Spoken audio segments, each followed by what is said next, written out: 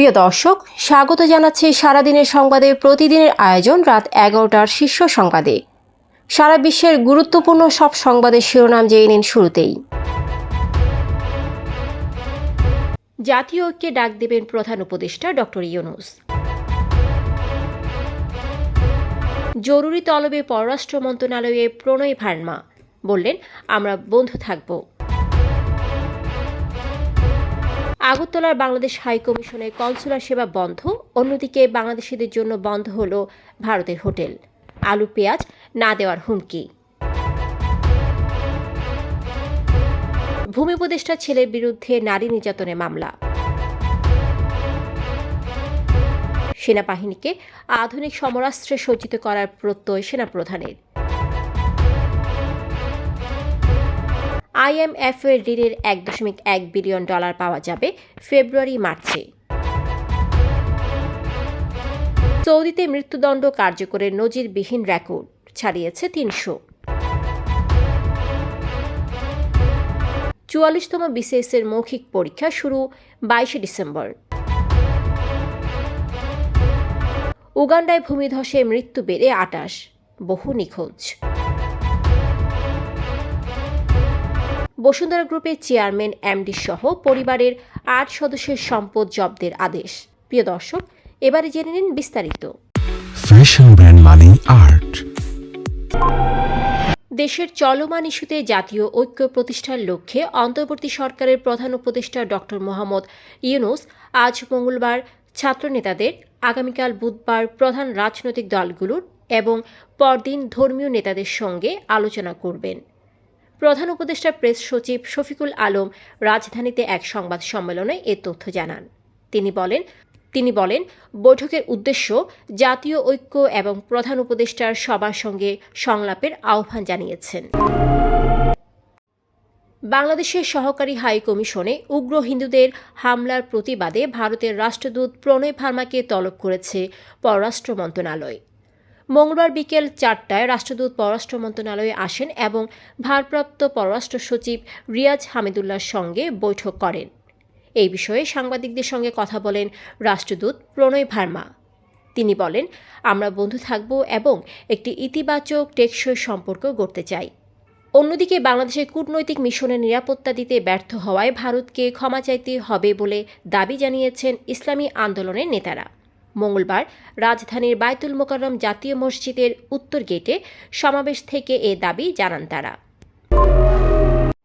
ভারতের আগরতলায় বাংলাদেশের সহকারী হাই কমিশনে হামলার পর বাংলাদেশ সরকার কনসুলার সেবা বন্ধ ঘোষণা করেছে।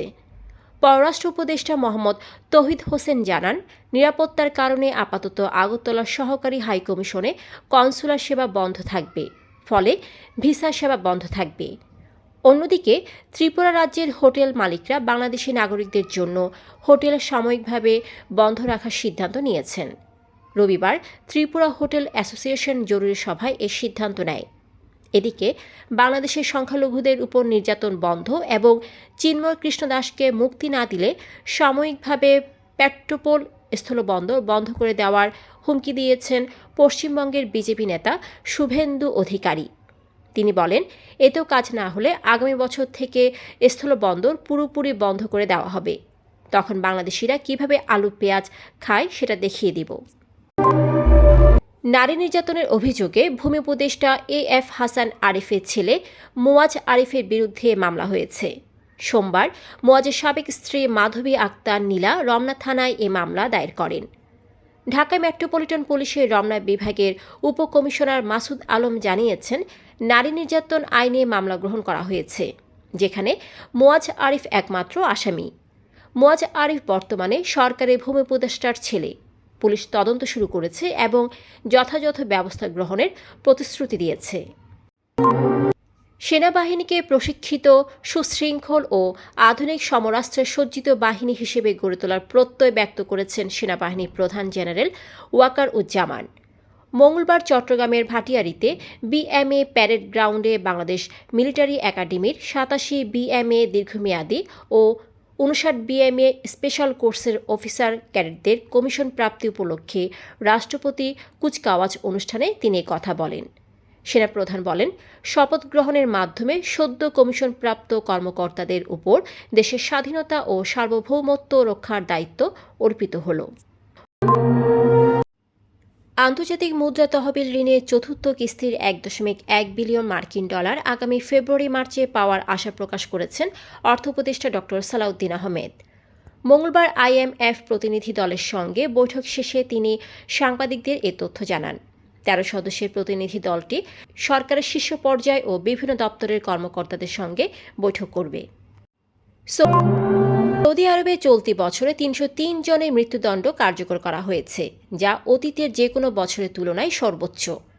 মঙ্গলবার 4 জনের মৃত্যুদণ্ড কার্যকর করার পর এই সংখ্যা বৃদ্ধি পায়।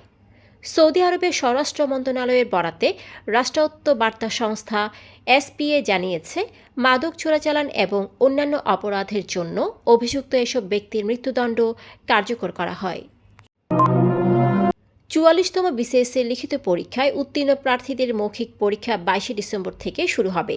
প্রথমে কারিগরি ও পেশাগত ক্যাডারের প্রার্থীদের পরীক্ষা নেওয়া হবে, যা 31 ডিসেম্বর পর্যন্ত চলবে। মঙ্গলবার সন্ধ্যায় PSC তাদের ওয়েবসাইটে এই সূচি প্রকাশ করেছে। কমিশনের জনসংযোগ কর্মকর্তা SM মতিউর রহমান বলেন, শুরুতে কারিগরি ও পেশাগত ক্যাডারের পদগুলোর মৌখিক পরীক্ষা নেওয়া হবে। উগান্ডার পূর্বাঞ্চলে গত সপ্তাহে ভূমিধসে 28টি মৃতদেহ উদ্ধার হয়েছে। এর মধ্যে 2 ছেলে শিশুর লাশও রয়েছে। পুলিশ জানিয়েছে আরও বহু মানুষ নিখোঁজ রয়েছে।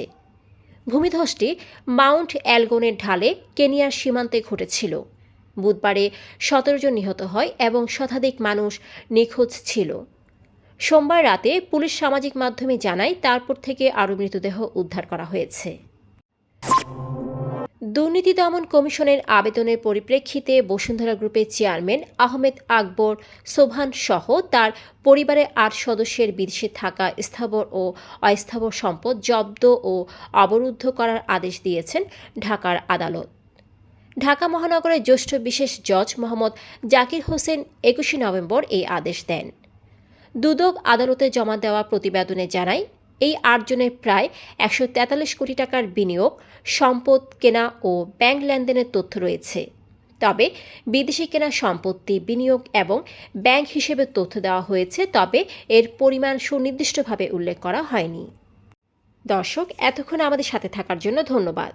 প্রতি মুহূর্তে দেশ বিদেশের গুরুত্বপূর্ণ সব সংবাদ জানতে চোখ রাখুন সারাদিনের সংবাদের অফিসিয়াল ফেসবুক পেজে। Fashion brand Mani Art. Men's, ladies and kids wear.